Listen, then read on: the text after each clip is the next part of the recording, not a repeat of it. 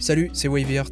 Cette vidéo est un peu différente de d'habitude parce que je vais parler d'impression 3D. Même si vous allez voir qu'il y a quand même une relation avec le drone, vu que je vais vous expliquer comment j'ai réussi à imprimer proprement, sans support direct, cette pièce. Si vous êtes familier avec l'impression 3D, vous avez sûrement plusieurs idées de solutions en tête.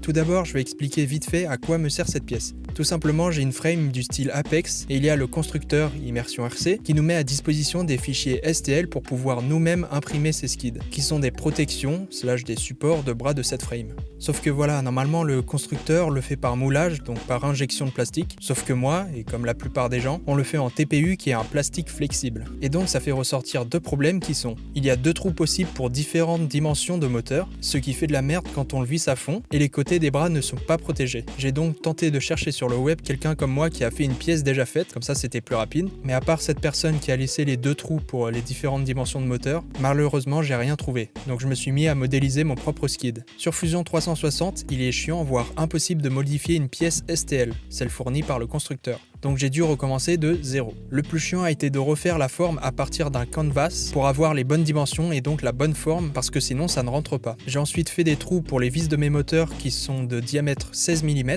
comme ça plus de problème de trucs foireux quand on le visse à fond. Et pour finir, j'ai fait remonter les bords pour protéger un peu mieux le côté des bras. Et c'est là que ça devient intéressant. Comment imprimer proprement cette pièce? Alors plusieurs solutions sont possibles. Tout simplement dire à la machine de faire des supports tout du long, ce qui gâcherait du filament et le dessous serait pas terrible. Faire pareil, donc des supports mais dans l'autre sens, ce qui gâcherait un peu moins de filament, etc. Mais je suis pas convaincu. La deuxième solution, c'est faire des skids à plat, comme ça remplace les supports, mais bon, c'est pas très beau. La troisième solution, c'est de faire la pièce en deux fois pour ensuite la recoller en chauffant, mais pas terrible. Et enfin, la solution que j'ai choisie, c'est faire un support en PLA, qui est un plastique dur, qui simulerait le bras tout simplement, et sera donc parfait pour les trous et un plat nickel. Si vous avez pas très bien compris, ça sera plus facile en image. J'ai alors imprimé ce support en PLA, voici mes réglages pour le PLA sur Cura pour ceux qui veulent, et avec ça je l'imprime sur une Ender 3 Pro. J'ai oublié de le dire avant, mais mon imprimante est bien calibrée et je sais qu'un jeu de 0,2 mm est nécessaire pour l'emboîtement. Je dis ça parce qu'il ne faut pas que le support change la forme de la pièce en cours d'impression. Ensuite on passe sur la pièce en elle-même. Alors sur Cura, voici mes réglages en TPU pour ceux qui veulent aussi,